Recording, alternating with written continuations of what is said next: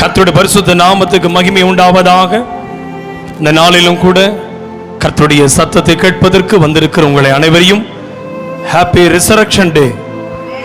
Resurrection, உயிர்த்தெழுந்த நாள். நம்ம ஒரு நாளும் ஈஸ்டர்ன்னு சொல்லக்கூடாது. ஈஸ்டர் அல்ல.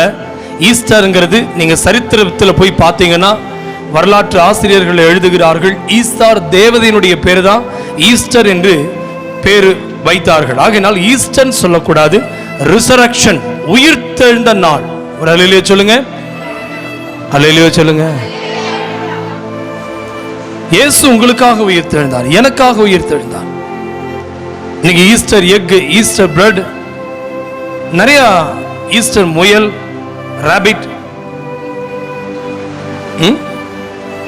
இயேசுவின் ரத்தம். பாருங்க, ஈஸ்டரை இன்னைக்கு வேர்ல்டு முழுவதும் கொண்டாடுது. எப்படி முட்டை அது அடகாத்ததுக்கு அப்புறம் பார்த்தீங்கன்னா அது 21 நாள்ல அது வெடிச்சு அது ஒரு குஞ்சா வெளியே வருது போல 3 நாள்ல கல்லறையில் இருந்தாரு. ஆனா அந்த 3ஆம் நாள் உயிர்த்தெழுந்ததை மக்கள் இதை செலிப்ரேட் பண்றாங்க. ஆனா ஆக்சுவலி ஆண்டவர் அந்த உயிர்த்தெழுந்த நாள் எவ்வளவு மகிமையா ஆண்டவர் தந்திருக்கிறார் என்பதை இன்னும் மக்கள் அதை உணராமல் இருக்கிறார்கள். அல்லேலூயா. ஆனால் இன்றைக்கு சபை மக்கள் உலகத்தில் பாரம்பரிய மக்கள் செய்வதை போல நாம் செய்து விடாதபடிக்கு அந்த உயிர்த்தெழுந்த வல்லமை நம்முடைய வாழ்க்கையில கடந்து வருவதற்காக நீங்கள் ஜபத்தோடு காத்திருங்கள். கர்த்தர் உங்களோடு பேசுவாராக. இந்த நாளிலே நாம் வாசிக்க வேண்டியதான வேத பகுதி லூக்கா எழுதின சுவிசேஷத்தின் புஸ்தகம் 24ஆம் அதிகாரம் முதல் 24ஆம் அதிகாரம்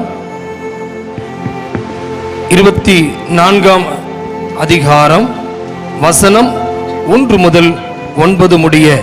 வாரத்தின் முதலாம் நாள் அதிகாலையிலே தங்கள் ஆயத்தம் பண்ணின சுகந்த வர்க்கங்களை அவர்கள் எடுத்துக்கொண்டு வேறு சில ஸ்திரீகளோடும் கூட கல்லறையின் இடத்திற்கு வந்தார்கள். கல்லறையை அடைத்திருந்த கல் புரட்டி தள்ளப்பட்டிருக்கிறதை கண்டு உள்ளே பிரவேசித்து கர்த்தராகிய இயேசுவின் சரீரத்தை காணாமல் அதை குறித்து மிகுந்த கலக்கமடைந்திருக்கையில் பிரகாசமுள்ள வஸ்திரம் தரித்த 2 பேர் அவர்கள் அருகே நின்றார்கள்.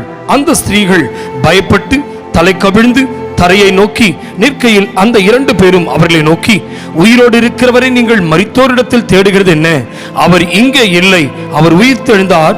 மனுஷகுமாரன் பாவிகளான மனுஷர் கையில் ஒப்பு கொடுக்கப்படவும் சிலுவையில் அறையப்படவும் 3ஆம் நாள் எழுந்திருக்கவும் வேண்டும் என்பதாக அவர் கலிலேயாவில் இருந்த காலத்தில் உங்களுக்கு சொன்னதை நினைவு கூறுங்கள் என்றார்கள். அப்பொழுது அவர்கள் அவருடைய வார்த்தைகளை நினைவு கூர்ந்து கல்லறையை விட்டு திரும்பி போய் இந்த சங்கதிகள் எல்லாவற்றையும் 11 மற்ற எல்லோருக்கும் அறிவித்தார்கள். அல்லேலூயா.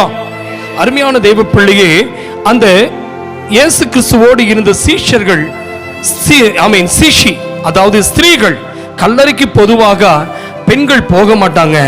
ஆனா இந்த ஸ்திரீ இவர்கள் மரியாளும் மற்ற மரியாளும் அவர்கள் என்ன செய்கிறார்கள்? இயேசு கிறிஸ்துனுடைய உயிர்த்தெழுந்த நாளை அவர்கள் விசுவாசித்து 3ஆம் நாள் அதிகாலையிலே அந்த இயேசுவை பார்ப்பதற்கு ஆசையாய் புறப்பட்டு ஓடி வந்தார்கள். என் அன்பு கர்த்தருடைய பிள்ளையே, அந்த வேத வசனத்திலே 6ஆம் வசனத்தை பார்ப்பீர்கள் என்றால், அவர் இங்கே இல்லை, அவர் உயிர்த்தெழுந்தார். அல்லேலூயா. தலைப்பு, அவர் இங்கே இல்லை, அவர் உயிர்த்தெழுந்தார். இன்றைக்கு அருமையான தேவ பிள்ளையே, இன்றைக்கு நீங்களும் நானும் விசுவாசிக்கிற தேவன் அவர் கல்லறையில் இல்லை, அவர் சிலையில் இல்லை, அவர் உருவங்களில் இல்லை. நீங்கள் நினைக்கிற இயேசுவை படங்களில் இல்லை. இயேசுவை எங்கே பார்க்கலாம்? இன்றைக்கு நன்றாய் கவனிங்க. படங்கள் வைக்கப்பட்டு இருக்கிறது, உருவங்கள் வைக்கப்பட்டு இருக்கிறது. இயேசுடைய சிலைகள் வடிவமைத்து மக்கள் என்ன செய்கிறார்கள்? அதை போற்றி அவர்கள் புகழுகிறார்கள். இன்னைக்கு நிறைய இடத்துல இயேசுனுடைய படத்தை வைத்து பூஜை செய்கிறார்கள். நீங்க கேட்பீங்க, ஐயா நம்ம அந்த இயேசுனுடைய படத்தை வைக்கலாமா? நான் கேட்கிறேன், இயேசு சிலுவையிலே அறையப்பட்ட பிறகு இயேசு சிலுவையில் இருந்தாரா? சத்தமா சொல்லுங்க பிரதர், பதில் கொடுங்க. இயேசு சிலுவையில இல்ல. சரி, இயேசு அதன் பிறகு இயேசுவை கல்லறையில வைத்தார்கள். இயேசு அந்த கல்லறைக்குள் இருந்தாரா? பேசுங்க. இல்லை. அப்போ யாருக்கு படத்தை வைப்பார்கள்? கரெக்டா சொல்லுங்க. இறந்து போனவர்களுக்கு தான் நினைவஞ்சலியை வைத்து, நினைவஞ்சலி 1ஆம் ஆண்டு நினைவு, 2ஆம் ஆண்டு நினைவு அப்படின்னு சொல்லி அவங்க என்ன செய்வாங்க? ஆண்டுகளை செலிப்ரேட் பண்ணுவாங்க. அந்த அன்னைக்கு அந்த மரித்தவர்களுக்கு என்ன நினைவு கூர்ந்து அவர்கள் என்ன செய்வாங்க? போட்டோக்கு மாலையெல்லாம் போடுவாங்க. செத்தவங்க வீட்டில் தான் இறந்தவர்களுக்கு மாலை இருக்கும். உயிரோடு இருக்கானா உனக்கு மாலை போட மாட்டாங்க. கரெக்டாங்க? நீங்க அப்போ இயேசுவை உயிரோடு இருக்கிறவரை பைபிள் சொல்லுகிறது, நீ அவர் இங்க இல்லை, அவர் என்ன ஆயிட்டாரு சொல்லுங்க, உயிர்த்தெழுந்தார். ஐயா, நீங்களும் நானும் சகோதரி நன்றாய் அறிந்து கொள்ள வேண்டும், நானும் நீங்களும் ஏன் படம் வைப்பதில்லை, இயேசுவுக்கு ஒரு சொரூபம் வைப்பதில்லை? இன்றைக்கு அநேக கிறிஸ்தவர்கள் சொரூபங்களை வைத்துக் கொண்டிருக்கிறார்கள். இது வைக்க கூடாது என்பது ஆண்டவர் விரும்புகிறார். ஏனென்றால் உயிருள்ள மனிதனுக்கு மாலையை போட மாட்டாங்க, உயிருள்ள மனிதனுக்கு மெழுகுபத்தியை பத்த வைக்க மாட்டாங்க, உயிருள்ள மனிதனுக்கு தீபத்தை போட மாட்டாங்க. செத்த மனிதனுக்கு தான் அதை செய்வார்கள். ஆனா இயேசு அவர் வாழ்ந்த காலம் பைபிள் சொல்லுகிறது 33 வருஷம் அவர் வாழ்ந்தார். 30 வருடம் அவர் மரியாளுக்கும் யோசேப்புக்கும் அவர் மகனாய் வாழ்ந்ததை பைபிள் நமக்கு சுட்டி காண்பிக்கிறது. அதை தான் 7 வார்த்தையில பார்க்கும் பொழுது ஆண்டவர் சொல்லுகிறார். ஆமென், ஸ்தோத்திரம். யோவானை பார்த்து, தாம் நேசிக்கிற சகோதரனாக சீஷனை பார்த்து, யோவானே, இதோ உன் தாய், இதோ உன் மகன் என்று சொல்லி அந்த யோவானுக்காகத்தான் மகனாக சொன்னாரே அல்லாமல், யோவானைத்தான் தாயாக சொன்னாரே அல்லாமல், நம்ம கையில அந்த மரியாளை ஒப்பு கொடுக்கவில்லை. ஆகினால் தான் அவருடைய ஆவி மரியாள் கையில் ஒப்புவிக்கவில்லை. அந்த ஆவியை எங்க ஒப்புவிட்டா சொல்லுங்க, கடைசி வார்த்தை 7ஆம் வார்த்தையில, என்னுடைய ஆவியை யார் கையில் ஒப்புவிக்கிறேன் சொல்லுங்க சிஸ்டர். இயேசுவை அறியாதவனிடத்தில் சொல்லுங்க. ஆவி மரியாளிடத்தில் ஒப்புவிக்காததுனால தான் நீங்களும் நானும் மரியாளை வணங்குவதில்லை, நீங்களும் நானும் மரியாதைக்கு நாம் தொழுது கொள்வதில்லை. மரியாள் இந்த பூமியிலே இயேசுவை பிறப்பதற்கு ஒரு தாயாய் வந்தவர்கள் உண்மைதான், அவர்களுக்கு மரியாதை செலுத்த வேண்டும். மரியாதை வேறே, ஆராதனை வேறே. மரியாதை என்பது அவர்கள் இயேசுவை பெற்றெடுப்பதற்கு ஒரு கற்பமாய் அந்த ஸ்திரீயை கர்த்தர் என்ன செய்தார்? ஆமே, என்ன செய்யுங்க, நல்லா கவனிங்க. இயேசு ஸ்திரீயேன்னு சொன்ன 2 இடம் உண்டு. ஒன்று, கல்யாண வீட்டிலே, ஸ்திரீயே உனக்கும் எனக்கும் என்ன, என் வேலை இன்னும் வரவில்லை என்று சொல்லுவார். அதே இயேசு அவர் ஆமென் ஓசன்னா பாடி மக்கள் குருத்தோலை ஏந்தி ஓசன்னா என்று சொல்லி கழுதையிலே இயேசுவை பவனி அனுப்பும் பொழுது அவர் ஜெப வீட்டிற்கு சென்று, என் ஜெப வீடு கல்லர் குகை ஆக்கினீர்களே, இது வியாபார ஸ்தலம் அல்ல, இது ஆண்டவர் அவர் சொல்றாரு, இது என் பிதாவுடைய ஜெப வீடு என்று சொல்லுவார். அப்போ இப்ப சொல்றது போல அவர் சிலுவை மரணத்திற்கு அவர் சொல்லி என்ன சொல்லுவார்னா, என் வேலை வந்தது என்று சொல்லுவார். ஒரு அலையிலே சொல்லுங்க, நன்றாய் கவனிங்க. அதை ஒரு நாளைக்கு நான் உங்களுக்கு சப்ஜெக்டா எடுப்பேன். 2 வேளை. முதலாவது கல்யாண வீட்டில் சொல்லுவார், வேலை வரவில்லை என்பார். ஆனா குருத்தோலை ஞாயிறு என்று சொல்லி மக்கள் போற்றுகிறார்கள் பார்த்தீங்களா? அந்த குருத்தோலை அன்றைக்கு அவர் ஜெப வீட்டுக்கு சென்று ஜெப ஆலயத்தை சுத்திகரிப்பார். இது என் வீடு வியாபார வீடு அல்ல, இது ஜெப வீடு என்று சொல்லி அந்த ஜெப வீட்டிலிருந்து அவர் சொல்வார், இனி என் வேலை வந்தது என்று அவர் நேர கர்த்தருடைய பந்தியை அவர் மேல் வீட்டு அறையிலே அவர் பந்தியிலே அமர்வதற்கு செல்லுவார். எனக்கு அன்பான கர்த்தருடைய பிள்ளையே, இந்த வசனத்தை கேட்டுக்கொண்டிருக்க நீங்கள் எல்லாருக்கும் போய் சொல்லுங்க, ஆமென். என் இயேசுவுக்கு ஒரு வேலை வந்த போது அவராய் கடந்து சென்றார். எது வேலை? அவர் சிலுவையிலே மரிப்பது அவருக்கு வேலை. எதற்காக இயேசு சிலுவையில் மரித்தார்? எதற்கென்றால் என் வேலை வரவில்லை என்று கல்யாண வீட்டில் திராட்சரசத்தை கொடுத்த பொழுது தண்ணீரை ரசமாய் மாற்றினார். புதிய ஏற்பாட்டிலே இயேசு கிறிஸ்துவினுடைய இரத்தத்தை இன்றைக்கு கர்த்தருடைய பந்தியாக இன்றைக்கு எல்லாரும் அருந்த போகிறோம். அவர் தம்முடைய இரத்தத்தையே ஊற்றிக்கொண்டு அவர் தண்ணீரை இரத்தமாய் மாற்றவில்லை, தம்முடைய இரத்தத்தையே உங்களுக்காகவும் எனக்காகவும் ரட்சிப்புக்காய் அவர் தந்தார். கைகளை தட்டி ஹல்லேலூயா, ஹல்லேலூயா. எனக்கு அன்பான கர்த்தருடைய பிள்ளையே, ஆமென். திராட்சரசம் குறைவுபட்ட போது தண்ணீரை ரசமாய் மாற்றுவதற்கு ஆண்டவர் சொன்னார். ஆனால் புதிய ஏற்பாட்டிலே இயேசு சிலுவையில் மரிப்பதற்கு முன்பாக என் வேலை வந்தது என்று சொல்லி அந்த இரத்தத்தை அவர் தம்முடைய சிலுவையின் மூலமாக கெத்செமனேவிலிருந்து சொட்டின இரத்தம் சிலுவையிலே அவர் கடைசியாக இரத்தமும் வெள்ளமும் முடிந்தது. ஹல்லேலூயா. ஒரு ஆமென் சொல்லுங்க. ஹல்லேலூயா. அந்த முதலாவது அவர் பிதாவே இவர்களுக்கு மன்னியும் என்று முதலாவது ஒரு கிறிஸ்தவனுக்கு மன்னிப்பை கொடுத்தவர் கடைசி 7ஆம் வார்த்தையை எல்லாம் முடிந்தது என்று 6ஆம் வார்த்தையிலும் 7ஆம் வார்த்தை பிதாவினிடத்தில் தன் ஆவியை ஒப்புவித்ததனுடைய காரணம் என்னவென்றால் பிதாவினிடத்திலிருந்து இறங்கி வந்தது மரியாளுக்குள் அல்ல, தமக்குள் இருக்கிற ஆவி தேவனிடத்தில் வந்தது, தேவனிடத்தில் ஒப்புவித்தார்.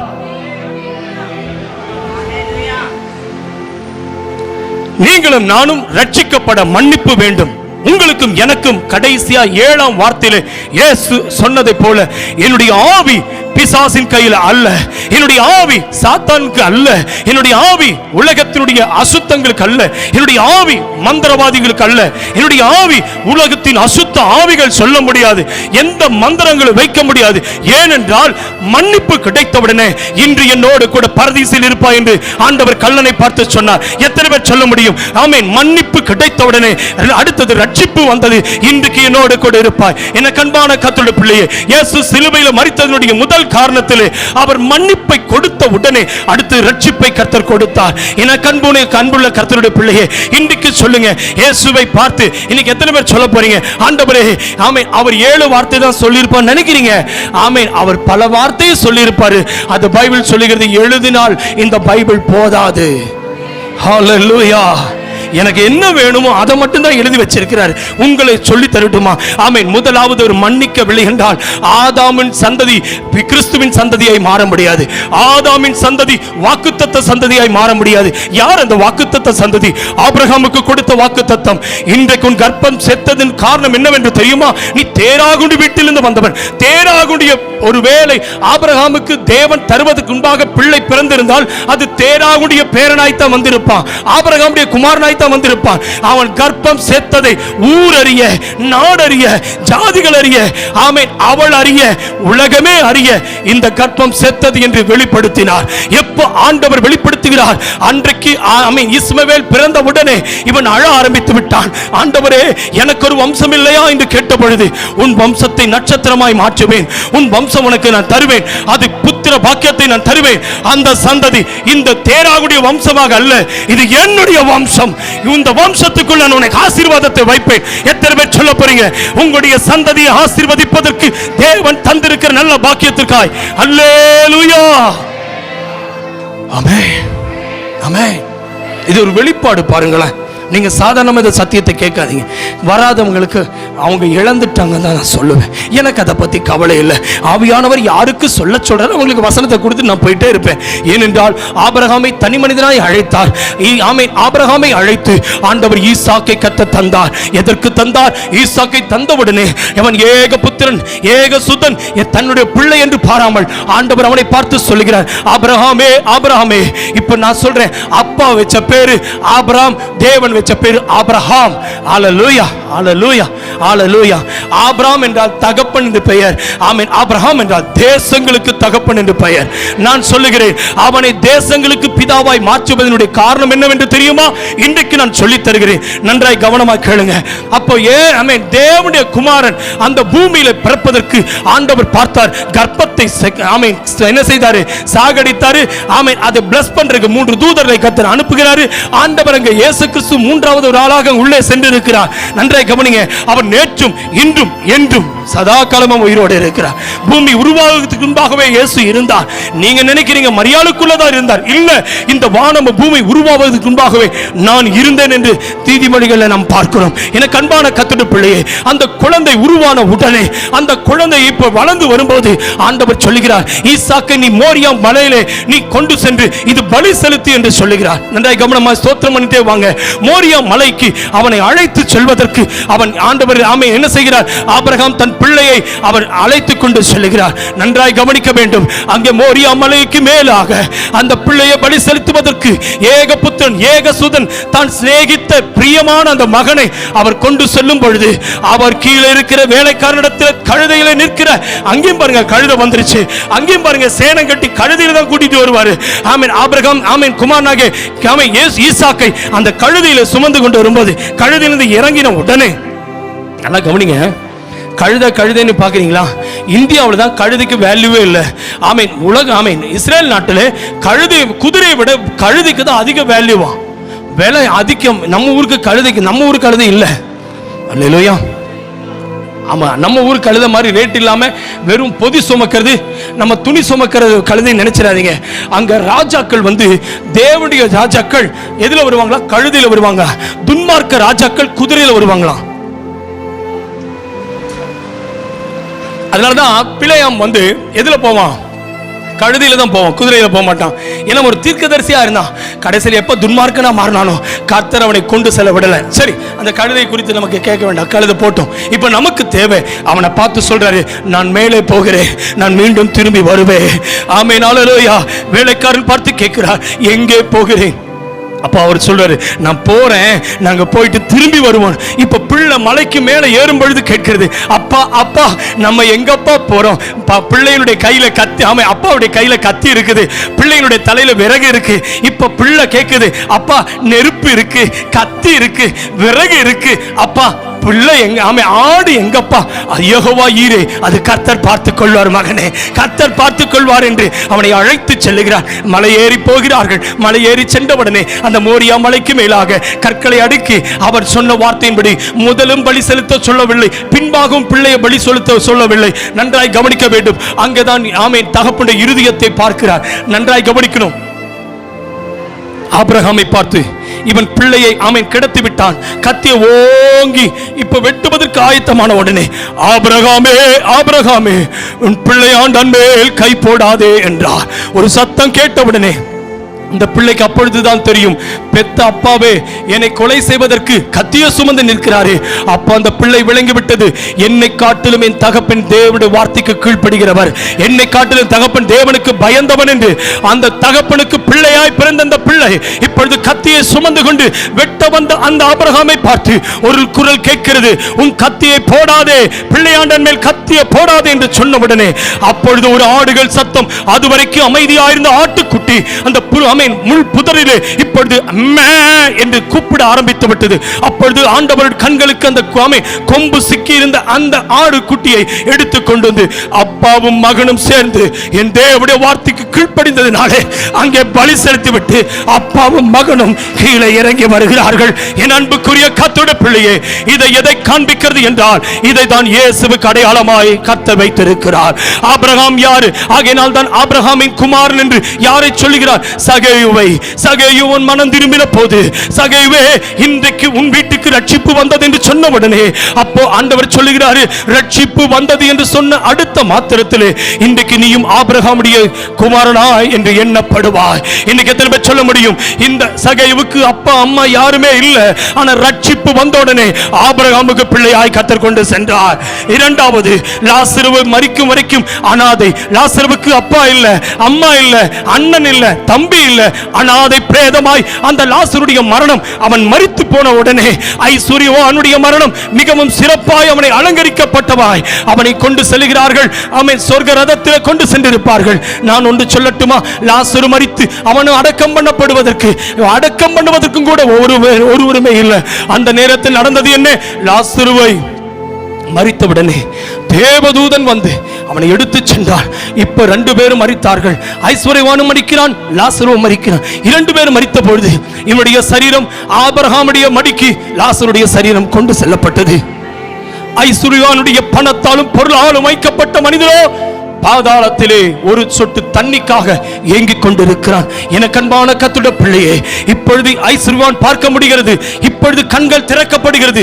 ஆபிரகாமுடைய மடியில் ஒரு குமாரன் படுத்துக் கொண்டிருக்கிறான். அவன் வெள்வஸ்திரம் தரித்தவனாக, அழகான முகத்தோடு, ஒரு பருக்கள் இல்லாமல், ஒரு வியாதி இல்லாமல், அழுதவனாக அல்ல சிரித்தவனாக ஆபிரகாமுடைய படித்துக் கொண்டிருந்த பொழுது இப்பொழுது ஐஸ்வர்யவான் அழுது கொண்டு கூப்பிடுகிறான். ஒரு சொட்டு, ஒரு விரல் நினைத்து என் மேல் நாவிலே தொடட்டும், நான் இங்கே வேகிறேன், சாகிறேன் என்ற பொழுது ஆபிரகாம் சொல்லுகிறார், மகனே நீ பூமியிலே தேற்றப்பட்டாய், இவனோ பூமியிலே தேற்றப்படவில்லை. நீ பூமியிலே உனக்கு ஆதரவு இருந்தது, இந்த பிள்ளைக்கு ஆதரவு இல்லாமல் இருந்தது. இப்போ நீ தேற்றப்பட்ட இடத்திலே இவன் போற்றப்படல, இவன் தூற்றப்பட்டான். இப்பொழுது இவன் தேற்றப்படுகிறான். அல்லேலூயா. இவன் ஆறுதல் அடைகிறான், இவன் கண்ணீர் துடைக்கப்படுகிறது, இவனுக்கு பசி ஆற்றுகிற ஒரு இடம் வந்துவிட்டது. என்னுடைய மடிக்கு செல்வதற்குத்தான் இவ்வளவு நாள் வாசப்படியில, உன்னுடைய வாசப்படியிலே கடையாய் கடந்தான். ஐஸ்வர்யனை பார்த்து ஏங்காதீங்க, பணக்காரனை பார்த்து நீங்க கவலைப்படாதீங்க, அவன் நல்லா இருக்கான்னு. பிரதர்ஸ் சிஸ்டர்ஸ், பூமியில இருக்கிறவன் நல்லா இருக்க முடியாது. ஏனென்றால் ஆண்டவராக இயேசுவுக்காக ஒரு மனுஷன் வாழ்ந்தான் என்றால் அவன் இன்றைக்கு ஆபிரகாமுடைய மடிக்கு லாசரு கொண்டு சென்றதை போல ஆண்டவர் ஒரு நாள் அந்த பிதாவுடைய மடிக்கு கொண்டு செல்வதற்கு ஆயத்தமாக இருக்கிறார். எனக்கு அன்பான கர்த்தருடைய பிள்ளையே, ஐயா நடந்தது என்ன? ஆபிரகாமை பார்த்து சொல்லு. ஆபிரகாமை பார்த்து கேட்கிறான். அதுவரைக்கும் இந்த லாசரு அனாதை, இப்ப லாசரு ஆபிரகாமுடைய பிள்ளையாய் மாறிட்டான். இதை எதை காண்பிக்கிறது? சகேவை எதை காண்பிக்கிறது என்றால், ஆபிரகாம் ஈசாக்கை தன் பிள்ளையாய் ஏற்றுக்கொண்டதை போல ஆபிரகாம் பிதாவாகிய தேவனுக்கு அடையாளம். ஆபிரகாம் பிதாவாகிய தேவனுக்கு அடையாளம். இப்படியா ஏக சுதன் ஏக புத்திரன் ஒரே ஒரு பையனை கர்த்தர் கொடுத்து எனக்கு கொண்டு வா என்று சொன்ன உடனே கீழ்ப்படிந்தது போல இன்றைக்கு நான் சொல்லுகிறேன், அந்த ஈசாக்கு கீழ்ப்படிந்து அப்பாவுடைய வார்த்தைக்கு மீறாமல் அந்த பலிபீடத்தில் படுத்துக்கொண்டு தகப்பன் கத்தி வைக்கும் வரைக்கும் அவன் ஒன்றுமே பேசவில்லை. அப்பாவை பிதாவுடைய தேவனுடைய சத்தம் கேட்கிறது, என் மகனே பிள்ளையாண்டான் மேல் கை, ஆபிரகாமே பிள்ளையாண்டான் மேல் கை போடாது. இன்றைக்கு சொல்லட்டுமா, குமாரனாகிய இயேசுவை இப்படித்தான் பிதாவாகிய தேவன் இந்த குமாரனை இந்த பூமியிலே அங்கே ஆபிரகாம் மோரியா மலைக்கு கொண்டு சென்றார். இயேசுவை பிதாவாகிய தேவன் கல்வாரி மலைக்கு கொல்கதாவிலே கொண்டு சென்றார்.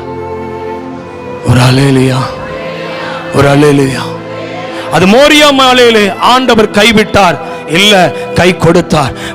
கல்வாரி சிலுவையிலே அவர் கைவிட்டார். என் தேவனே, என் தேவனே, ஏன் என்னை கைவிட்டி? ஏனென்றால் ஒரு கையிலே என்னை பிடித்துக் கொண்டார். உங்களுக்கு புரியும்படியா சொல்லட்டுமா, 2 கள்ளனிலே ஒரு கள்ளன் அவன். ஆமென். உம்முடைய ராஜ்யத்தில் வரும்போது ஒருவன் சொல்றான், நீ தேவனா இருந்தால் நீ என்னதுங்க, உன்னையும் ரட்சித்து என்னையும் ரட்சித்துக்கொள். ஹலோ, இன்னொரு கயவன் அவன் சொல்லுகிறான், ஏ நீயும் நானும் செய்த தவறுனாலே தண்டிக்கப்பட்டு நாம் சிலுவையில் நிற்கப்படுகிறோம். அவரோ ஒரு பாவம் அறியாதவர். ஒரு அல்லேலூயா சொல்லுங்க. அவர் ஒரு பாவம் அறியாதவர், அவர் ஒரு தவறும் செய்யவில்லை. அப்படி என்று சொல்லி கள்ளனையும் கண்டிக்கிறார். நல்லா கவனிங்க, கள்ளனையும் கண்டிக்கிறார். இயேசுவிடத்திலும் பரிந்துரை கேட்கிறான், விண்ணப்பம் பண்ணுகிறான். எத்தனை பேர் ஆயத்தமா இருக்கீங்க?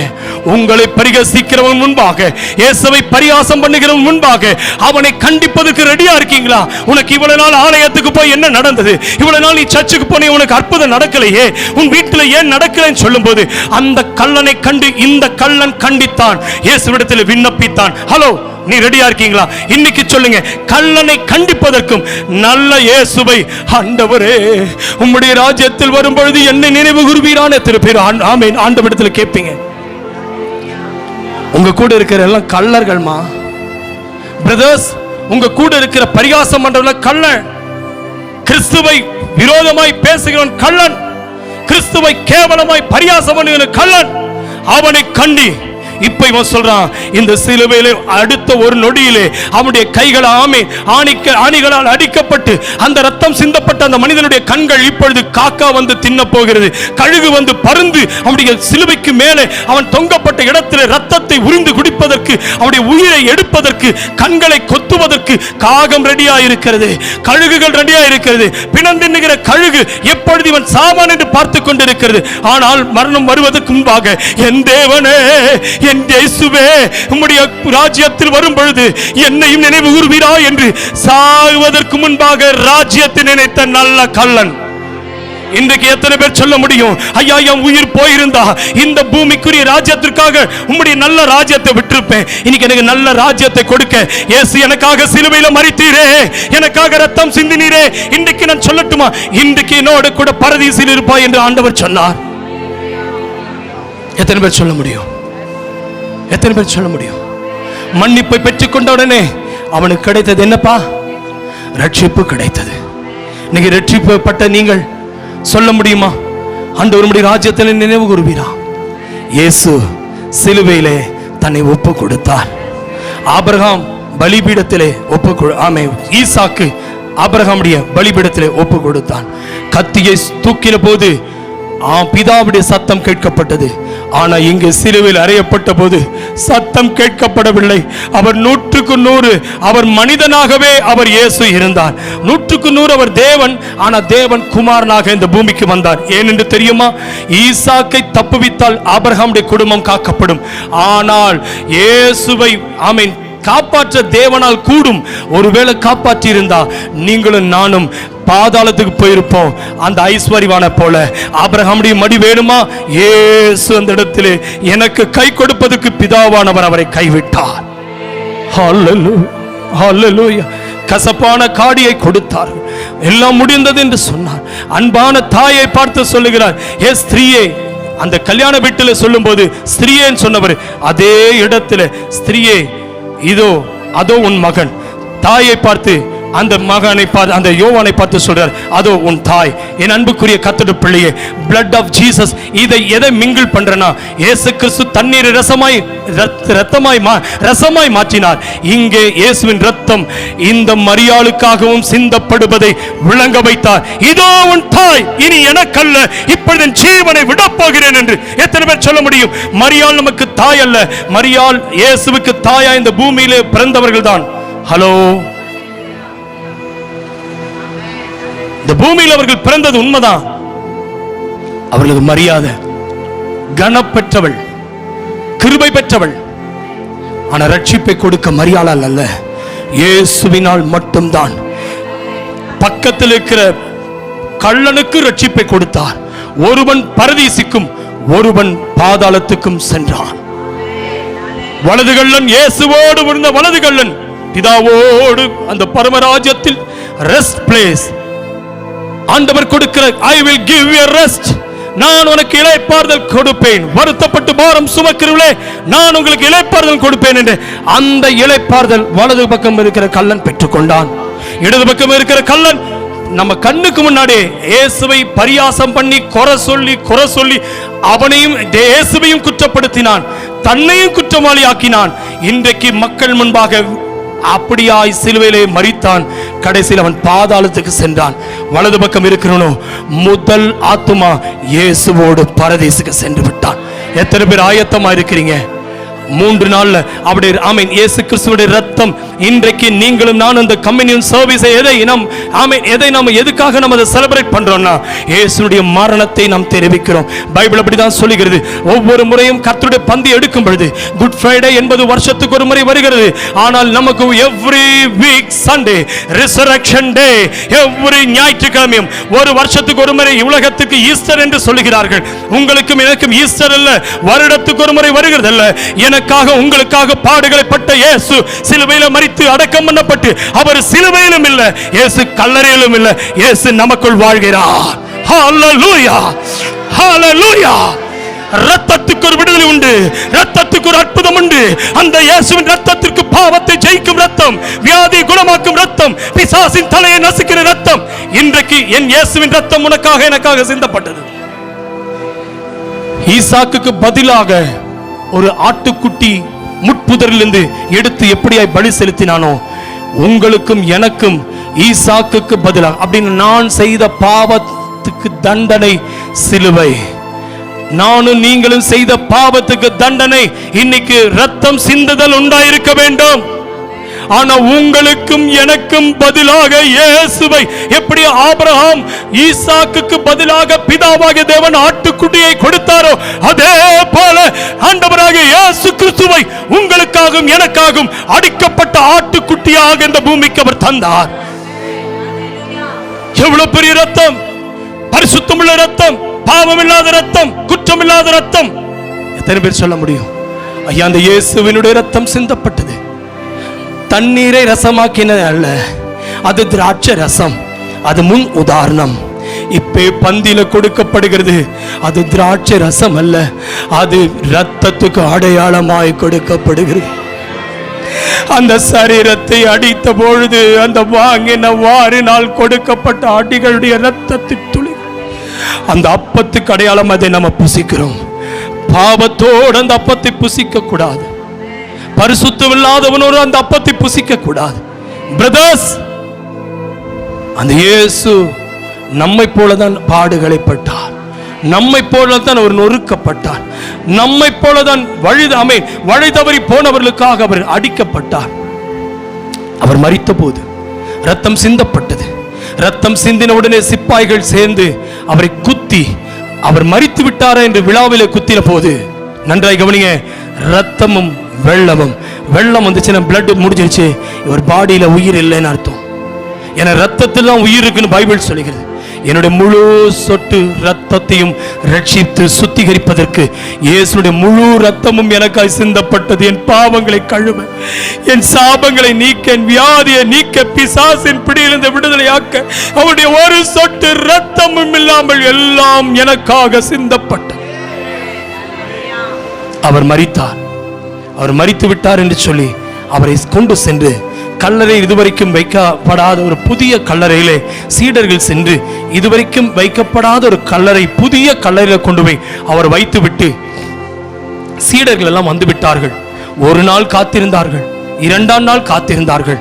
ஆனா இயேசு என்ன செய்தார் தெரியுமா? தன்னுடைய ஆவியை பிதாவின் கையில் ஒப்புவிட்டார்.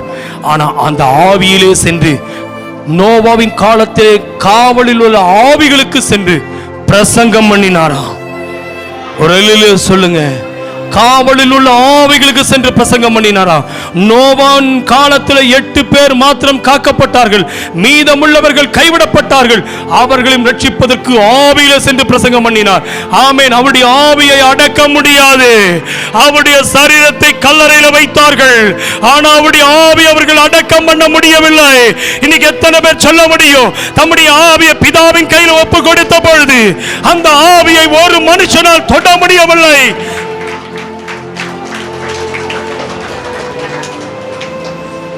ஹல்லேலூயா, ஹல்லேலூயா. பிதாவின் கையிலே அந்த ஆவியை ஒப்பு கொடுத்ததினாலே தன்னுடைய ஆவியை அவர்கள் லாக் பண்ணி சீல் போட முடியவில்லை. ரோம போர் சேவகர்கள் வெள்ளிக்கிழமை முதல் சனிக்கிழமை வரைக்கும், ஞாயிற்றுக்கிழமை அதிகாலை வரைக்கும் அந்த கல்லை உருட்டி வைத்திருந்த குகைமாறு இருக்கிற புதிய கல்லறை. இஸ்ரேல் நாட்டில் அப்படிதான் ஒரு கல்லை வச்சு அவங்க ஃபேமிலி கல்லறையா வைத்திருப்பாங்க. அது உருண்டையான அந்த கல்லை அவங்க அடைச்சு வச்சு போயிடுவாங்க. ஆனா இயேசுனுடைய கல்லறையை பிசாசுக்கு பயம்.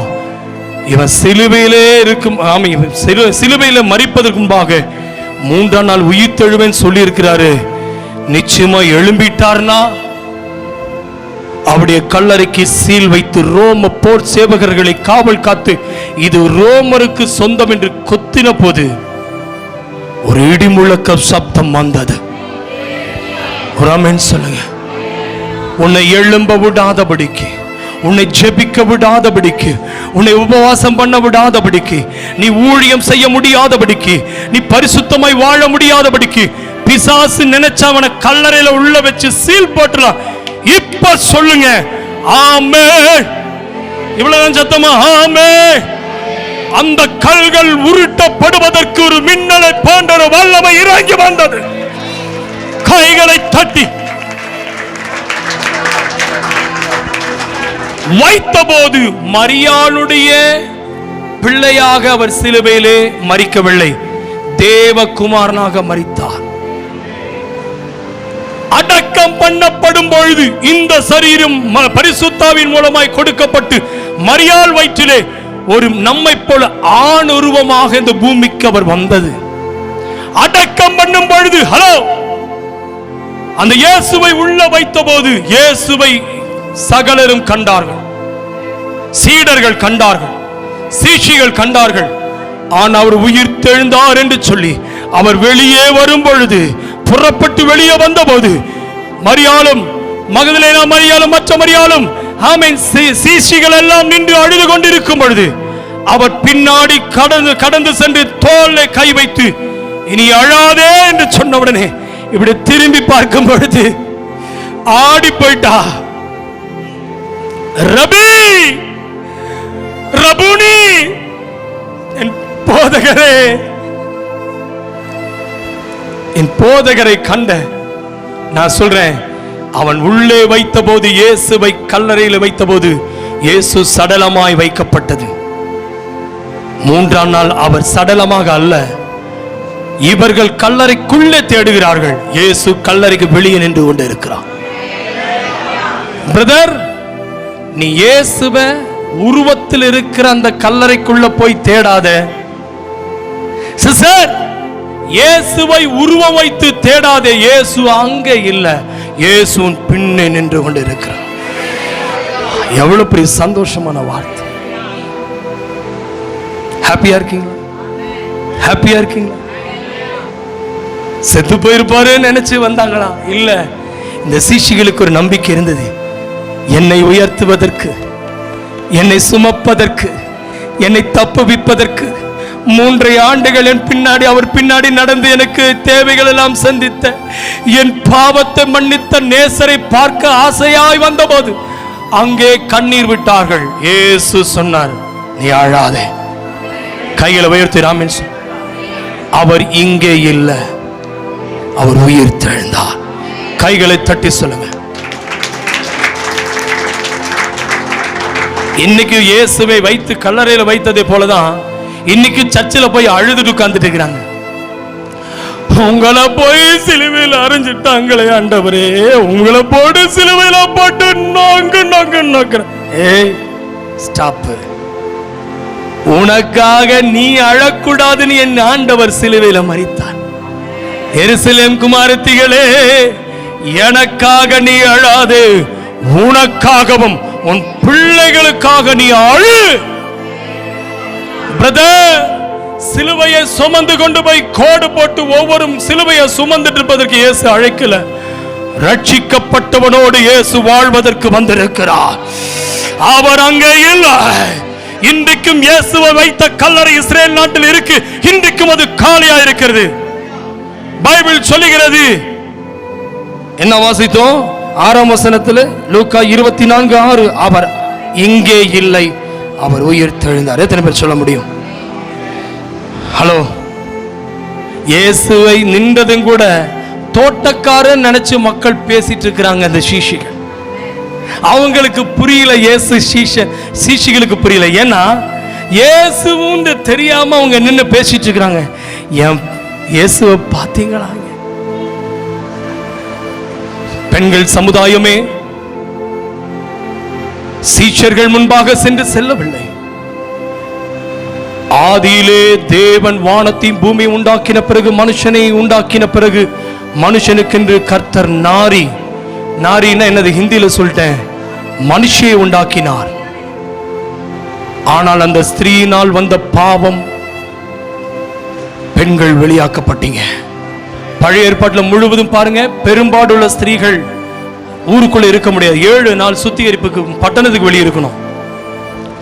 இன்னைக்கும் கோயில் கண்ணிக்கு போக மாட்டாங்க. ஆனா இயேசு இந்த பூமிக்கு வந்தவுடனே ஏவாள் மூலமாய் இழந்த அதே ரட்சிப்பு, அந்த இழந்த ரட்சிப்பை கன்னி மரியாள் ஆண்கள் வயிற்றில் வரவில்லை. எந்த மனுஷினால் பாவம் உள்ளே வந்ததோ கர்த்தர் மரியாளை கொண்டு ரட்சிப்பதற்கு இந்த ரட்சண்யத்தின் கண்கள் கண்டது என்று சிமியோன் சொல்லுவான். மரியாளை பார்த்து தூதன் சொல்ல, நீ கிருபை பெற்றவள். மகளே, உன் வீட்டில் உனக்கு மதிப்பு இல்லாமல் இருக்கலாம், உன் குடும்பம் உன்னை கனப்படுத்தாமல் இருக்கலாம், மனிதர்கள் உன்னை புறக்கணிக்கலாம், கோயில் குளங்கள் உன்னை கோயிலுக்குள்ள வரவிடாதபடி வெளியே துரத்தலாம். இயேசு பிறந்தது ஒரு ஸ்திரீ வழியாகத்தான். பரிசுத்தாவின் மூலமாக கற்பந்தரிக்கப்பட்டு ஸ்திரீயை வெளியே ஆண்டவர் உங்க உள்ள இருந்த உங்களை வெளியே கொண்டு வந்துட்டார். இப்போ யாரெல்லாம் வந்து பார்க்க வந்தாங்க? 25ஆம் தேதி தான் இதெல்லாம் பேசுவீங்களா என்ன? டிசம்பர் 25 இன்னைக்கும் பேசலாம், தப்பு இல்லை. ஒரு ஆமென் சொல்லுங்க. யாரெல்லாம் வந்தாங்க? சாஸ்திரிகள் வந்தாங்க. அடுத்தது மெய்ப்பர்கள் வந்தாங்க. அடுத்தது இப்ப புரிஞ்சுட்டீங்களா? சாஸ்திரிகள் விஞ்ஞானத்தை பார்த்து வந்தார்கள், நட்சத்திரத்தை பார்த்து வந்தார்கள். மெய்ப்பர்களுக்கு தூதன் மூலமாய் அறிவிக்கப்பட்டு சென்றார்கள். நன்றாக கவனிங்க. பார்க்க சென்றது யோசேப்பை அல்ல, இயேசுவை பார்க்க, மரியாளு கையில் இருக்கிற இயேசுவை பார்க்க வந்தார்கள். இப்ப சொல்லட்டுமா உங்களுக்கு? பெண்களுக்கு ஒரு நல்ல பலனா இருப்பீங்க. பாவத்தினால உன் குழந்தை வேதனையோடு பிறக்கும் சொன்ன இடத்துல மரியாள் வேதனை இல்லாம இயேசுவை கையில பெற்றெடுத்தாள். இப்ப கையில் இருக்கிற வைத்த இயேசுவுக்கு முன்பாக குழந்தையில் இருக்கிற இயேசுவுக்கு சாஷ்டாங்கம சாஸ்திரிகள் வந்தார்கள், விழுந்தாங்க. பொன்னையும் தூபவர்க்கத்தையும் வெள்ளை போலத்தையும் கொண்டு வந்து கொடுத்தாங்க. இயேசு பிறந்த ஸ்திரீ மரியாளுடைய வீட்டில் 3 கொண்டு வந்தார். இதே தான் ஆண்டவர் என்ன செய்தாரு? பெரும்பாடுள்ள ஸ்திரீ தொடக்கூடாது நீ நினைச்சிட்டு இருந்த, இப்ப அந்த வஸ்திரத்தை தொட்ட உடனே அவள் வல்லமை வந்தது. பெண்களுக்கு வல்லமை, எந்த ஆணுக்கு வல்லமை வந்ததுன்னு பைபிள்ல காணோம். எந்த பெரும்பாடுனால, சாபத்தினால் தான் அந்த வலி. இன்னைக்கு பெண்களுக்கு பெரும்பாடு சொல்ல அது ஒரு பாடுதான், பெரும்பாடு பாடுதான். அது யாருக்குமே புரியாது, எந்த மாத்திரத்தினாலும் அது ஒழியாது. ஆனா அந்த மாத்திரைக்கு மேல வலி, அந்த வலியை நீக்கின ஒரே ஒரு நாமம் சொல்ல இயேசு. சொல்ல மாட்டியா? வரலையா? உனக்கு போராட்டம் வரலையா? வாயை திறந்து சொல்லு, அப்படியே உட்கார்ந்துரு. உன் வலியை நீக்கின ஒரே நாமம். கையை உயர்த்தி சொல்லு, அந்த பேய் கேட்கட்டும். என் வேதனை நீக்கின ஒரே நாமம் இயேசுன்னு சொல்லு. என் அசுத்தத்திலிருந்து பரிசுத்தமாக்கின ஒரே நாமம், வியாதியை நீக்கின ஒரே நாமம், மக்களால் புறக்கணிக்கப்பட்ட பெண்களை ஆமென் விளக்கி வைத்த இடத்துல உயர்த்தி வைத்த முன் உதாரணமாய் ஸ்திரீயை காண்பித்த கனப்படுத்தின ஒரே நாமம். பிசாசு பெண்ணை கனவீனப்படுத்தினான். இயேசு புதிய ஏற்பாட்டில் பிதாவாகிய தேவன் இயேசுவை கொடுத்து கனம் பண்ணினார். அதனாலதான் நீங்க பாருங்க, பிசாசு பிடிக்கிறது பெண்களுக்கு தான் அதிகமா இருக்கும், பேய் பிடிக்கிறது பெண்ணுக்கு தான். எங்கேயும் கோயில பாருங்க கூட்டம் இருக்கிறது, அது எல்லா கோயிலையும், சர்ச்சில் இல்லை, எந்த கோயிலும் பார்த்தா பெண்கள் தான் நிறைய பக்தியா இருப்பாங்க.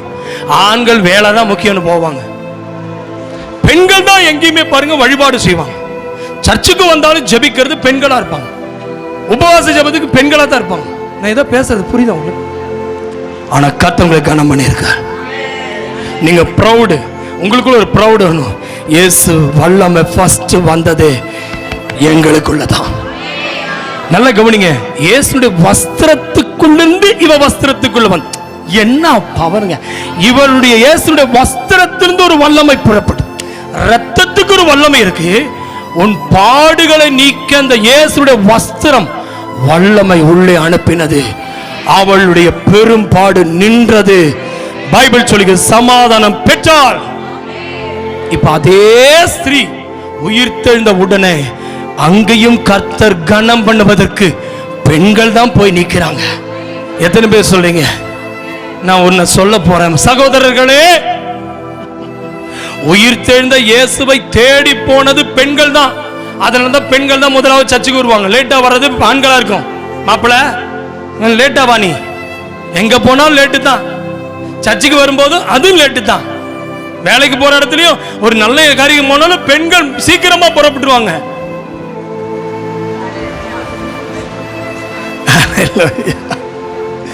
நல்லா கவனிங்க, உயிர்த்தெழுந்ததை பார்க்க சென்றதும் பெண்கள். ஏதேனிலிருந்து உருவாக்கப்பட்ட அந்த மண்ணிலே உருவாக்கப்பட்ட ஆதாம், இவர் மண்ணினால் உருவாக்கப்பட்டவர்ல விண்ணிலிருந்து வந்தவர். மண்ணினால் இருந்த மனிதன் சபிக்கப்பட்டான், விண்ணிலிருந்து வந்தவர் ஆசீர்வதித்தார்.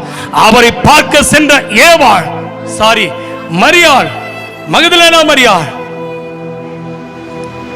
இயேசுவை பார்க்க போன போது அவர் அங்க இல்ல, அவருக்கு பின்னாடி நிற்கிறார்.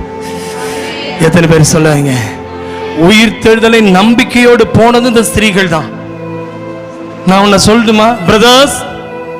ஒன்னும் இல்ல ராஜா, சோத்திரம். உயிர்த்தெழுந்த பார்த்தது பெண்கள் தான் போனாங்க. இயேசு வரும்போது பார்க்கறதும்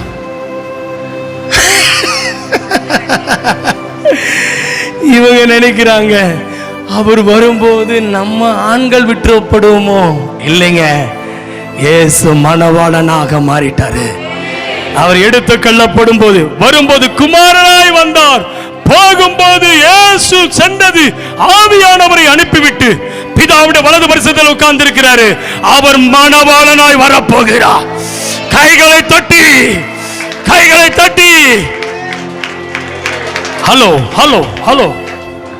இப்போ பெண்களுக்கு ஒரு வாய்ப்பை கொடுக்கிறாரு. இப்ப சபையை எப்படியா மாத்திட்டாரு? சபையாய் மாத்திட்டாரு. நீ ஆண் என்றும் இல்லை, பெண் என்றும் இல்லை, நீ எல்லாரும் எனக்கு முன்பாக சமமே. அதனாலதான் பிசாசு கோயிலுக்கு போனா உன்னை விட மாட்டான். ஆனா ஆலயத்துல பெண்ணுக்கு இருக்கிற உரிமை ஆணுக்கு இருக்கும், ஆணுக்கு இருக்கிற உரிமை பெண்ணுக்கு இருக்கும். நீ எங்க போனாலும் நான் உன் கூடவே இருக்கேங்கிறாரு. அப்ப சபை எப்படியா மாத்திட்டாரு? கன்னி சபை. இது என்னதுங்க? மணவாட்டி சபை. புத்தியுள்ள 5 கன்னிகை, அதுதான் சபை.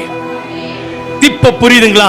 நீங்க நினைப்பீங்க ஏன் ஆண்டவர் பெண்களையே சொல்லிட்டு இருந்தாருன்னா, கடைசிய சபை இப்ப என்னவா மாத்திட்டாரு? யாருக்காக? இயேசுவோடு செல்வதற்கு. அல்லேலூயா. நல்ல சத்தியத்தை ஆண்டவர் கொடுத்தாரா?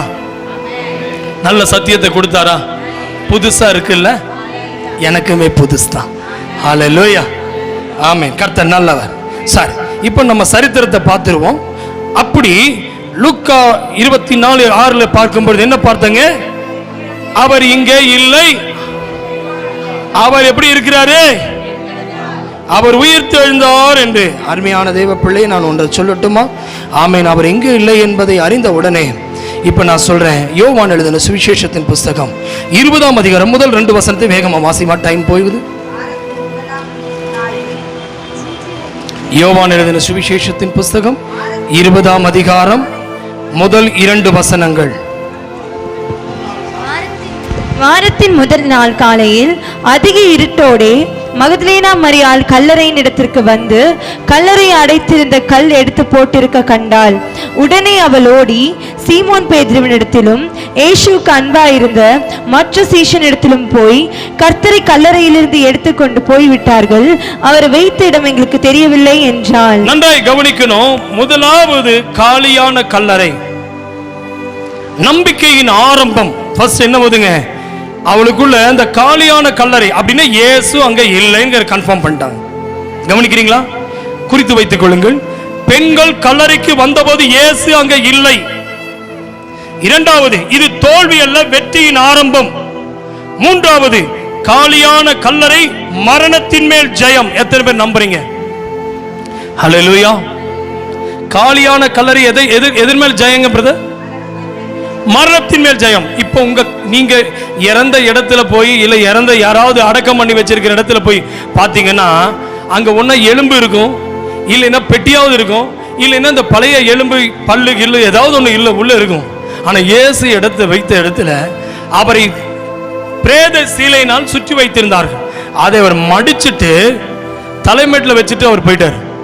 ஹலோ, இது எதை காண்பிக்கிறது என்றால், யூதர்களுடைய கலாச்சாரம். நல்லா கவனிங்க. ஹலோ, ஒரு ரெஸ்டாரண்ட்ல போய் சாப்பிட்டாலும் சரி, ஒரு விசாரிப்பு, அதாவது நல்ல ஒரு ஃபங்க்ஷன்ல சாப்பிட்டாலும், சாப்பிடும் போது அவங்க யூதர்கள் எப்பவுமே தன்னுடைய தோல்ல வந்து என்ன வச்சிருப்பாங்க? ஒரு டவல். அதுக்கு ஒரு பேர் சொல்லுவாங்க. அந்த டவல் என்ன செய்வாங்கன்னா, சாப்பிட்டு இருக்கிற நேரத்தில் அவங்க எழும்பி போகணும்னா, சாப்பிட்ற நேரத்தில் எழும்பி போகணும்னா, அந்த ஷாலை எடுத்து என்ன செய்வாங்க? மடிச்சு திரும்பி அந்த டேபிள் மேலேயே வச்சுட்டு போயிடுவாங்க. அப்படின்னு என்ன அர்த்தம்னா, ஷாலை மடிச்சு வச்சிருக்கிறதுனால அவர் திரும்பி வருவார்னு அர்த்தம். கேட்டீங்களா? ஒருவேளை அந்த ஷால் அவர் தோல்லையே அவங்க சாப்பிட்டவங்க கொண்டு போயிட்டாங்கன்னா இனி அவர் வரமாட்டான்னு அர்த்தம். கவனிக்கிறீங்களா? இயேசுடைய கல்லறையில அவரை சுற்றி இருந்த அந்த சேலை எப்படி என்ன செஞ்சிருக்காங்க? மடிச்சு அவர் தலைமையில வச்சதனுடைய காரணம் என்ன தெரியுமா? ஹலோ, அந்த இயேசு திரும்பி வருவார். அதற்கு தான் அவர் எழும்பி வெளியே வந்தார். பிரதர், இயேசு திரும்பி வருவார். நம்புறீங்களா? ஆகையினால் தான் பைபிள் சொல்லுகிறது, கல்லறை அங்க என்ன ஆச்சுங்க? காலியா இருந்தது. இது நம்பிக்கையின் ஆரம்பம். இரண்டாவது, மத்தேயு 16:21. வேகமா எடுமா. ஆமென். சீக்கிரமா 16:21 வேகமா எடுத்து வாசிங்க. அது முதல் இயேசு தாம் எருசலேமுக்கு போய் மூப்பராலும் பிரதான ஆசாரியராலும் வேத பாரகராலும் பல பாடுகள் பட்டு கொலையுண்டு 3ஆம் நாளில் எழுந்திருக்க வேண்டும் என்பதை தம்முடைய சீஷர்களுக்கு சொல்ல தொடங்கினார். நன்றாய் கவனிக்க வேண்டும். இரண்டாவது, இயேசு கிறிஸ்து உயிர்த்தெழுதல் தேவனுடைய வாக்குத்தத்தத்தின் நிறைவேற்றம். அல்லேலூயா. நல்லா கவனிங்க. முதலாவது காலியான கல்லறை. ஏ பி, உயிர்த்தெழுதல் எதை காண்பிக்கிறது? வாக்குத்தத்தத்தின் நிறைவேற்றம். என்னது? இயேசு முன்பே சொன்னார், 3ஆம் நாளில் எழுந்திருப்பேன் என்று. என்ன சொன்னாருங்க? 3ஆம் நாள் உயிரோடு எழும்புவேன். அடுத்தது என்ன சொல்றார்? தேவன் சொன்னதை சொல்லுங்க, நிச்சயமாக நிறைவேற்றுவார். தேவன் எதை சொன்னாரோ சிஸ்டர்ஸ், ஆண்டவர் எதை சொன்னாரோ அவர் நிச்சயமாகவே நிறைவேற்றுவார். ஹல்லேலூயா. அப்படியா நிறைவேற்றினாரா? நிறைவேற்றுகிறாரா? கவனிக்கிறீங்களா? அவர் சொன்னதை நிறைவேற்றினாரா? சீஷனிடத்தில் நான் என்ன செய்வேன்? 3ஆம் நாள் எழுந்திருப்பேன், உயிர் தெழுவேன் சொன்ன எழுந்தாரா? சொல்லுங்க. இந்த சீஷைகள் போய் யார்கிட்ட போய் சொல்றாங்க? சீஷரிடத்துல போய் சொல்றாங்க. ஏன்னா அவர் அன்னைக்கு சொன்னார்ல, சிலுவையில் அறையப்படுவோம், சிலுவையில் அறையப்படுவேன், கொலையுண்பேன், என்னதுங்க, கொலையுண்டு 3ஆம் நாள் எழுந்திருக்க வேண்டும் என்பதை தம்முடைய சீஷர்களுக்கு சொன்னதை இந்த சீஷைகள் நினைவு கூர்ந்து என்ன செய்றாங்க? சீஷர்களுக்கு போய் சொல்றாங்க, ஹலோ, நீங்க ஆண்டவருடைய சீஷனா? சீஷர்கள் என்பவர்கள் மாத்திர கைகள் உயர்த்தி ஒரு அல்லேலூயா சொல்லுங்களேன். சீஷர்கள் மட்டும் கை தூக்குவாங்க. விசுவாசிகள் கை கீழே போடுங்க. விசுவாசிகள் இப்ப சொல்லுங்க, நான் விசுவாசியின் கை தூக்குங்க. நீங்க யாருமே நீ எப்பவுமே பிளட் பிக்கப் தப்பா. விசுவாசியா இருந்தா இயேசுவை பத்தி சொல்ல மாட்டேன். சீஷனா இருந்தா அன்றைக்கு சொன்னார்ல 3ஆம் நாள் உயிர் தெழுவேன்னு, எழுந்துட்டார்னு போய் சீஷர்களிடத்துல போய் இந்த சீஷி சொன்னாங்களா? நீங்க என்ன செய்றீங்க? சார் ஹலோ, கவனிக்கிறியாமா? சொல்றேம்மா. எத்தனை பேருக்கு சொன்ன? இன்னைக்கு தீர்மானம் பண்ணு, அவர் சொன்னபடியே உயிர் தெழுந்தார். கைகளை தட்டி கர்த்தரை மகிமைப்படுத்துவோம். ஆமென், ஆமென். அதே சி மத்தேயு 28:8, மத்தேயு 28:8 வேகமாயிடுங்க. அவர்கள் பயத்தோடும் மகா சந்தோஷத்தோடும் கல்லறையை விட்டு சீக்கிரமாய் புறப்பட்டு அவருடைய சீஷர்களுக்கு அறிவிக்க ஓடினார்கள். நல்ல கவனிங்க, பயத்தோடும் மகா சந்தோஷத்தோடும். அதை மார்க் பண்ணிக்கங்க. அவங்களுக்குள்ள என்ன இருந்தது? அந்த சீஷர்களுக்குள்ள, மரியாளுக்குள்ள என்ன இருந்தது? பயம். சத்தமா சொல்லுங்க, என்ன இருந்ததுங்க? பயத்தோடும். பயமும் இருந்தது, சந்தோஷமும் இருந்தது. கைகளை உயர்த்தி ஒரு அல்லேலூயா சொல்லுங்க. அப்ப பயத்திலிருந்து ஆண்டவர் அந்த சந்தோஷமாய் மாற்றினார். கையை தட்டி. மரண பயம் இருந்தது, அதை சந்தோஷமாய் மாற்றினார். நீ பிழைப்ப. வியாதி குறித்து பயம் இருந்தது, வியாதி நீக்குவேன் என்று சந்தோஷத்தை தந்தார். ஏமா உன் கடன் கட்டப்படுமா? பயம் இருந்தது, இப்ப கடன் கட்டப்படும் என்ற சந்தோஷம். அப்ப பயத்தை எப்படி டிரான்ஸ்பர் ஆக்குறாருன்னா, ஹலோ ஏயா என்ன சொல்லிட்டு இருக்கிறேன், என்னத்தையோ சொல்லு அப்படிங்கிறீங்களா? என்ன மாறணும்? பார்த்தாவே தெரியுது. பயத்திலிருந்து என்ன வரணுமா? சந்தோஷமாய் மாறணும். வருதா? சந்தோஷம் வருதா? சீஷிகளுக்கு வந்தது பயத்தோடு சந்தோஷம். பெண்கள் ஆரம்பத்தில் பயந்தார்கள். பெண்கள் ஆரம்பத்தில், இங்க பெண்களை பத்தி பேசிட்டு இருக்கிறேன். பெண்கள் ஆரம்பத்தில், இப்போ மிகுந்த சந்தோஷமா இருக்க மட்டும் கையில் உயர்த்தி அல்லேலூயா சொல்லுங்களேன். சந்தோஷமா அல்லேலூயா சோதரா. ஆனால் இந்த செய்தி அவர்களுக்கு என்ன தந்ததா?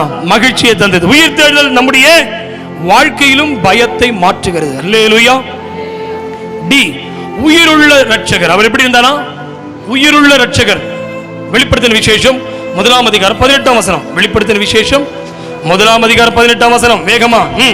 மரித்தேன், ஆனாலும் இதோ சதா காலங்களிலும் உயிரோடு இருக்கிறேன். சதா காலங்களிலும் உயிரோடு இருக்கிறேன். ஆமென், ஆமென். நான் மரணத்திற்கும் பாதாளத்திற்கும் உரிய திறவுகோல்களை உடையவராயிருக்கிறேன். அல்லேலூயா. நல்ல சத்தத்தை உயர்த்தி அல்லேலூயா. மரித்தேன், ஆனாலும் இதோ சதா காலம் நான் எப்படி இருக்கிறேன்? உயிரோடு இருக்கிற இயேசுவுக்கு அல்லேலூயா. நான் மரணத்துக்கும் பாதாளத்துக்கும் உரிய திறவுகோலுடையவனாய் இருக்கிறேன். அல்லேலூயா. அப்போ அவர் மரிச்சது உண்மைதான். இப்ப எப்படி இருக்கார் அவரு? எனக்கா உயிரோடு எழும்பினார். அல்லேலூயா. அப்ப இது என்ன சொல்லுகிறது? நாம் சேவிக்கிறவர் மரித்த தேவன் அல்ல, உயிருள்ள தேவன். நாம் சேவிக்கிற தேவன் எப்படிப்பட்டவரே?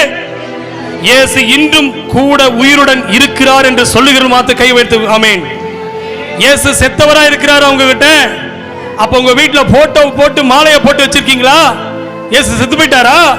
இயேசுடைய சொரூபத்துக்கு மாலையை போட்டிருக்கீங்களா? நல்லா கவனிங்க. உயிரோடு இருக்கிறவருக்கு மாலை தேவையில்லை. அவர் நமக்குள், அவர் உயிரோடு இருக்கிறார். அல்லேலூயா.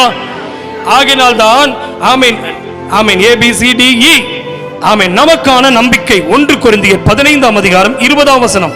வேகமா எடுத்து வாசிங்க. 1 கொரிந்தியர் 15ஆம் அதிகாரம் 20வது வசனம். 15:20. கிறிஸ்துவோ மரித்தோரிலிருந்து எழுந்து நித்திரை அடைந்தவர்களில் முதற் பலனானார். நமக்கான நம்பிக்கை என்னதுங்க? நமக்கான நம்பிக்கை. உயிர்த்தெழுதல் நமக்கு எதை கொடுக்கிறதுங்க? நித்திய ஜீவ நம்பிக்கை தருகிறது. என்ன கொடுக்கிறதுங்க? கிறிஸ்துவோ மரித்தோரிலிருந்து எழுந்து நித்திரை அடைந்தவர்களில் எப்படி இருக்கிறாரு? முதல் பலனானார். அப்படின்னா அவர் முதல் பலனானார். நானும் நீங்களும் இயேசு கிறிஸ்துவுக்காக நீங்க விசுவாசித்து இந்த பூமியிலே பாவத்துக்கு மரிக்கும் பொழுது, இயேசுவை ஏற்றுக்கொண்டு இந்த பூமியில நாம் மரிக்கும் பொழுது, கிறிஸ்துவுக்காக எப்படி கிறிஸ்து உயிரோடு எழும்பினாரோ நாமும் அவருடைய வருகையிலே உயிரோடு எழும்புவோம். அல்லேலூயா. ஆகையினால் தான் எனக்கு அன்பான கர்த்தருடைய பிள்ளையே, மீண்டும் உங்களுக்கு நான் சொல்லித் தருகிறேன், இயேசு கிறிஸ்துவினுடைய கல்லறை காலியாக இருந்தது.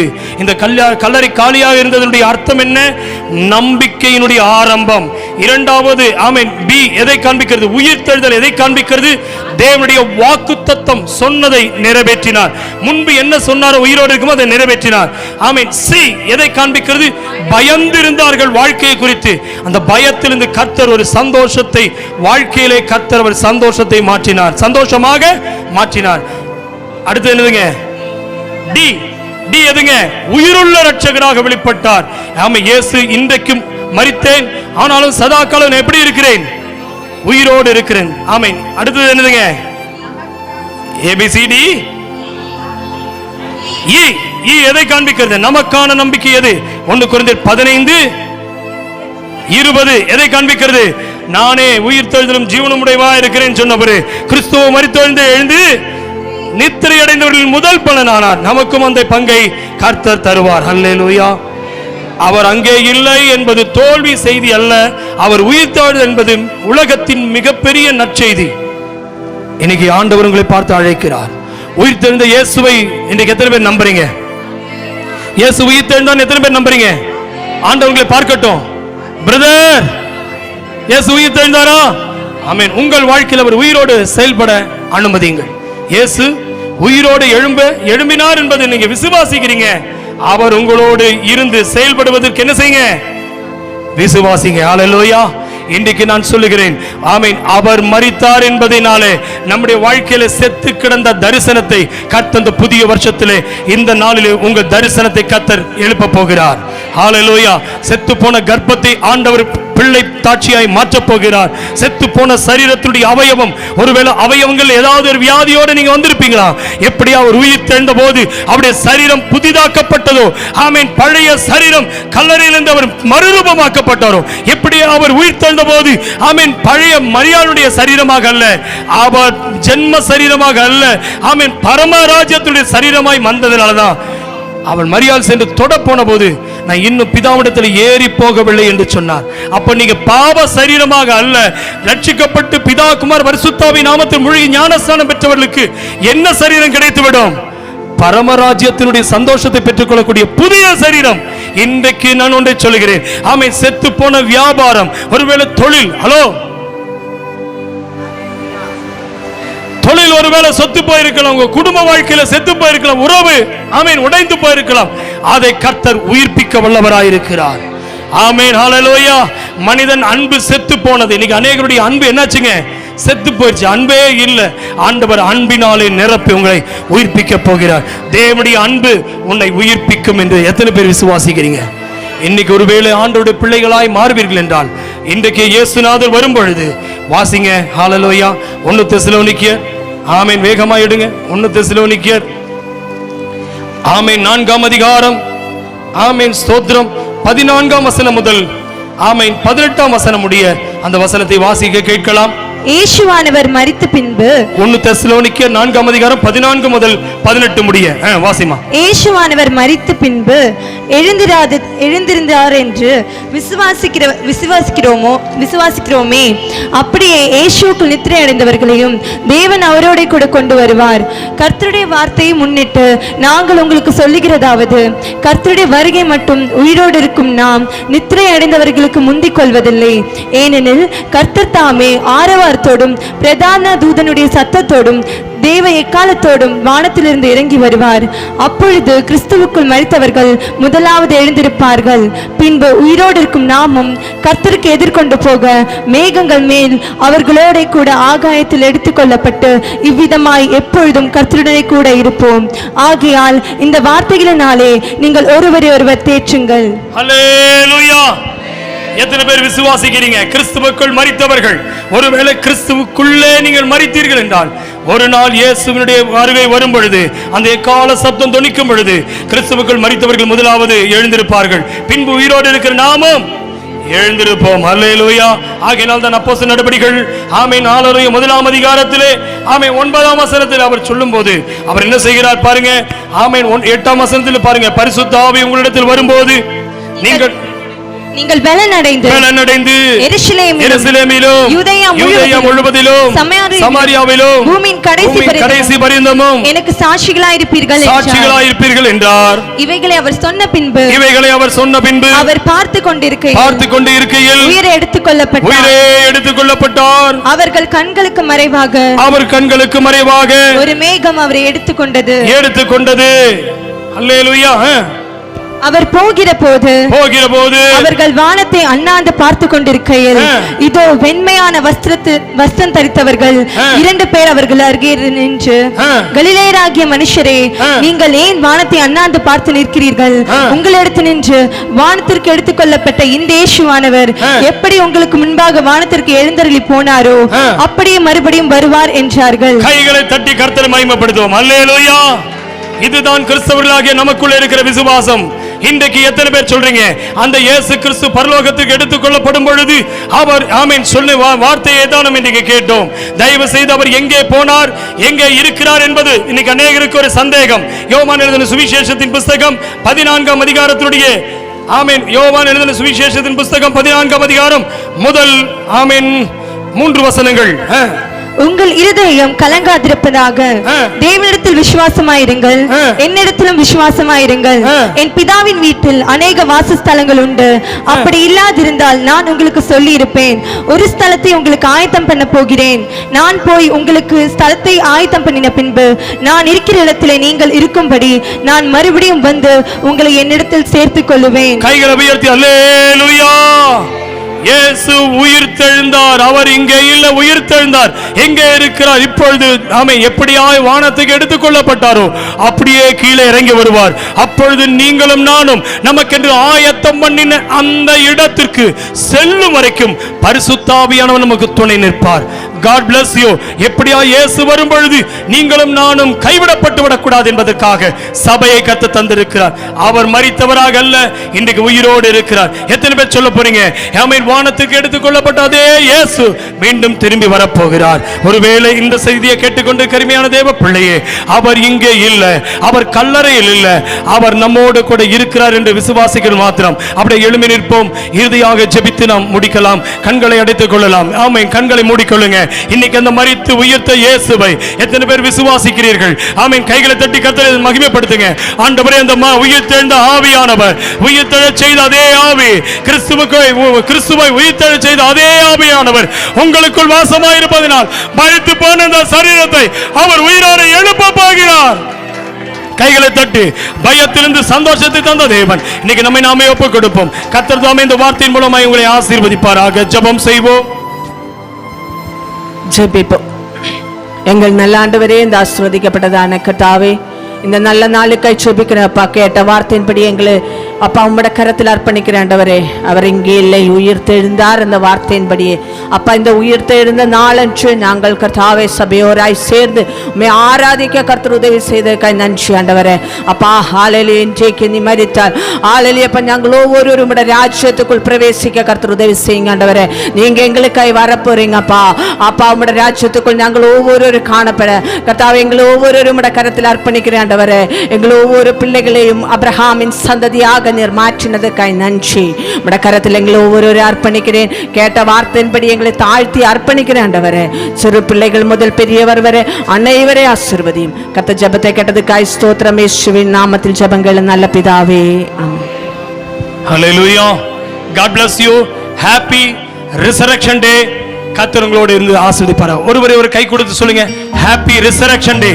இயேசு உங்களுக்காக உயிர்த்தெழுந்தார். பக்கத்தில் கை கொடுத்து சொல்லுங்க, இயேசு உங்களுக்காக உயிர்த்தெழுந்தார். God bless you. கர்த்தர் உங்களை ஆசீர்வதிப்பார்.